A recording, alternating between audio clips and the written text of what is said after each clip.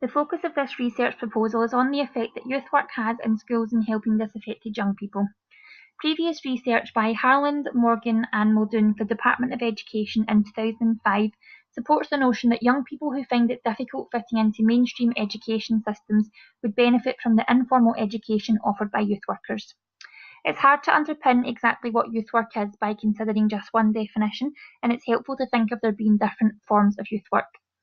YouthLink Scotland's statement on the nature and purpose of youth work outlines three main features that underpin youth work, and these are that young people choose to participate, the work builds from where young people are, and the young person and youth worker are partners in the learning process. Coburn and Wallace 2011 describe youth work as having the aim to enhance young people's rights through programmes that help to advance their social, educational and welfare capacities and crosses boundaries between community, statutory and voluntary sectors. They state that youth work is a dynamic process that responds to aspirations, issues or concerns that impact on young people's lives. Young 1999 presents the purpose of youth work as to engage with young people in the process of moral contemplating through which they understand themselves and the world. Youth work in schools is also a broad concept, and Smith 2001 defines it as a process of non-formal learning in a formal learning setting. Bridging the gap between formal and informal education has always tended to be problematic, and this is particularly related to how youth work is viewed in schools and when it can be facilitated. Historically, youth services were kept separate to mainstream schooling. Coburn and Wallace 2011 identified that there has been a problem bridging formal and informal education together, since youth services tended to be extracurricular and were out with the day-to-day concern of the subject-based schooling curriculum. Smith 2005 insists that regardless of how politicians deny otherwise, youth work has never been an integral part of mainstream schooling and can never truly be if it's restricted to leisure hours. Smith 2006 and Coburn and Wallace 2011 have all noted that youth work was first integrated into schools in the form of youth clubs that would use classrooms to host extracurricular programmes but were not routinely central to school planning or educational policy. Smith 2013 has suggested that we have seen a reawakening of the interest in youth work or informal education within formal education institutions. There does seem to have been a movement on to more integrated forms of working within schools, and these come in the forms of detached youth work, working with various interest groups within schools, and work with young people experiencing difficulties around schooling. Morgan 2002 argues for a strategic long-term vision for the future of education of young people, which would mean crossing formal and non-formal teaching practices, and that all agencies should have an integrated approach that includes young people at the centre of the structure. Comprehensive school facilities have a vast number of pupils who, for various reasons, are unable to cope with the daily requirements of school life, and in this sense have been labelled as being disaffected. The term disaffection is multi-faced and refers to a range of behaviours, attitudes and experiences of young people, and McKendrick 2007 states that disaffected is a term to describe young people who are experiencing social exclusion or are at risk of it. He states that the failure to succeed in areas of schooling can cause disaffection. However, there are many varying factors. In contemporary discourse of youth and social policy, disaffected has come to mean something more than just teenage rebellion, and instead it has a wider concern, which is youth at risk. Morgan and O'Kelly 2008 suggests that as young people become quietly disengaged in school, youth work has an added value to their school life. The use of group work and building relationships can be viewed as an essential part in making young people feel socially included. When determining why youth work is effective in schools, and the relationship dynamics between young people and teachers and young people and youth workers is also important. Jeffs 2007 believes that many teachers rely on punishment and distancing themselves from pupils to survive the classroom. He identified that many teachers were too authoritarian to make effective youth workers and believed that most teachers lacked the attributes required to be an effective youth worker. Jill Hare, the editor of TeachingMonster.com, conducted a survey and questioned more than 400,000 students from 1st to 6th year on their experiences with teachers. The survey reported a high percentage of students enjoying school and learning.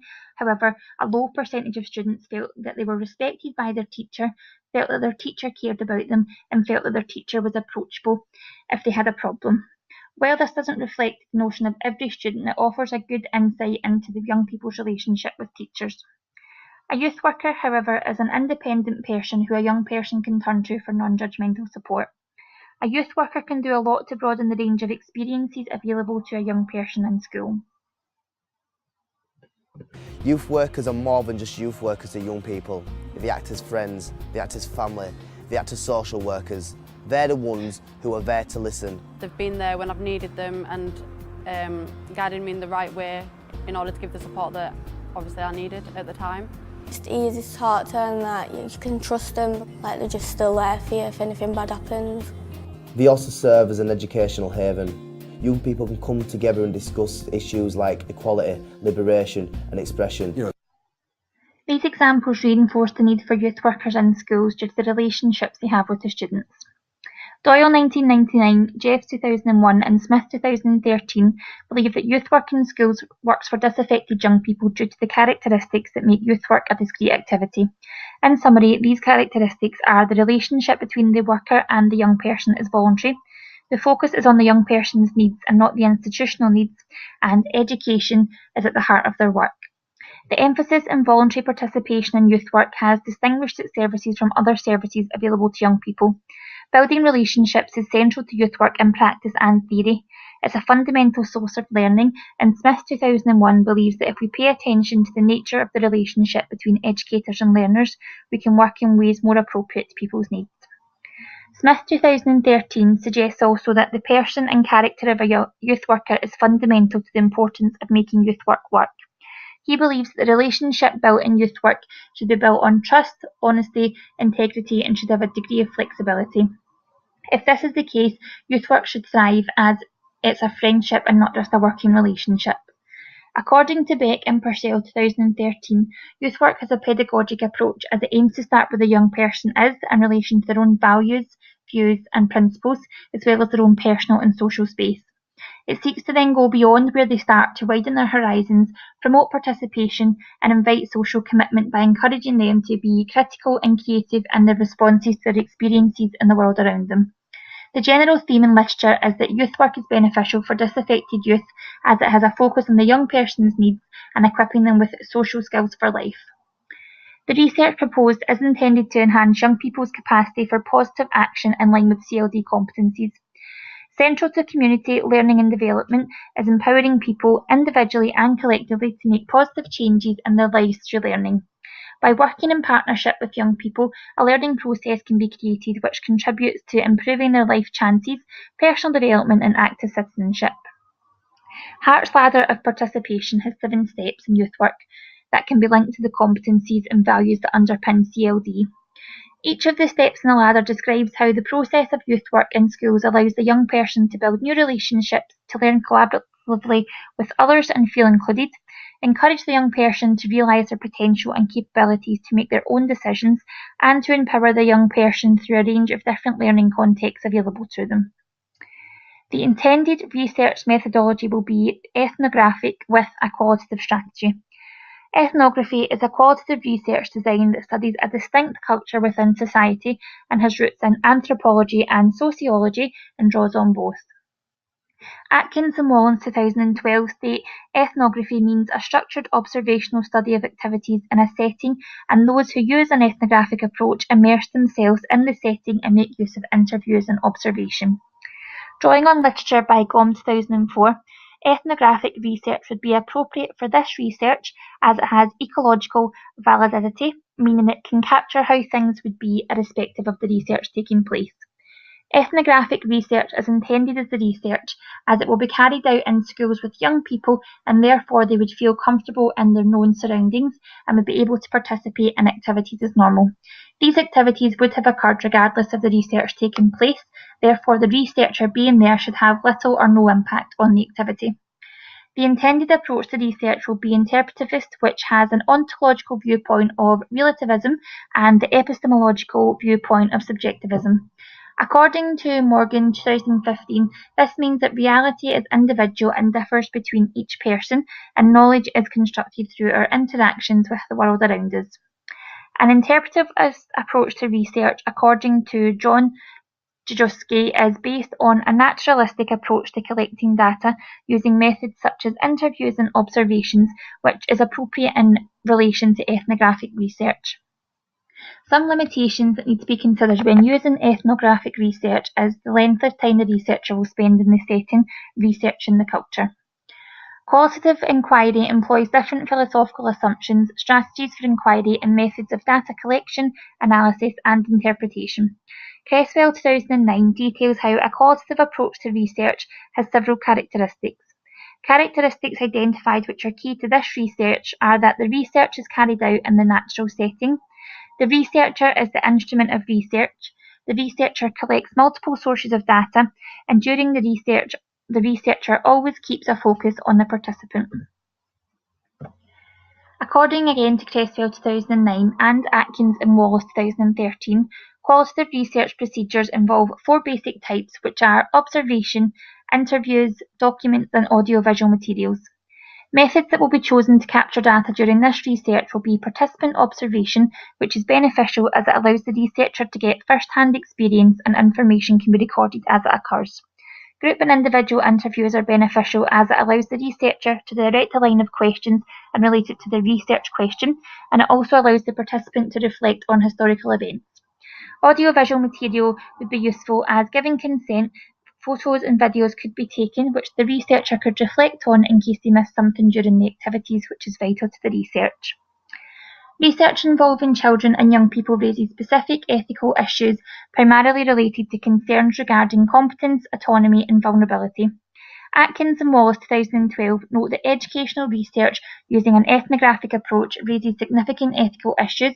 Much of this, they state, can be around informed consent and other issues such as privacy, exploitation and harm, as the nature of ethnographic research is to observe social phenomena. As the researcher is making in-depth observations on individuals who tend to be people with little or no voice, this could be a form of exploitation regardless of giving consent. Resnick 2015 believes that considering ethics in research as important as ethical standards promote the values that are essential to collaborative work. These values are trust, accountability, mutual respect and fairness. The ethical considerations for this research would be trust and transparency, and the participants would need to trust the researcher and the approach. Consent would need to be obtained from the young person or the guardian. Confidentiality would need to be explained to the young person, and the researcher would need to consider to what extent can confidentiality be fully assured. Representation of the participants would have to be truly conveyed, and there may be an issue around emotional harm to the young person as they may have built a relationship with the researcher. It may upset the young person when the research is over, as from the researcher's perspective, the relationship was only for the purpose of the research. The intended research aims to have a solution or the start to a solution in helping young people who have lost an interest in schooling. In theory, youth work is beneficial to disaffected young people in schools. Therefore, the intended outcome of this research would be to see that in practice, youth work in schools can play a role in re-engaging young people back into school. With all the evidence that school-based youth work is necessary for disaffected young people, unfortunately there are some challenges that practitioners still encounter and have to take into consideration. According to Jeffs 2007, the practitioner must take into account that the young person will have no control over the setting and the youth work takes place. It must function according to timetables constructed to meet the needs of the formal programme of education.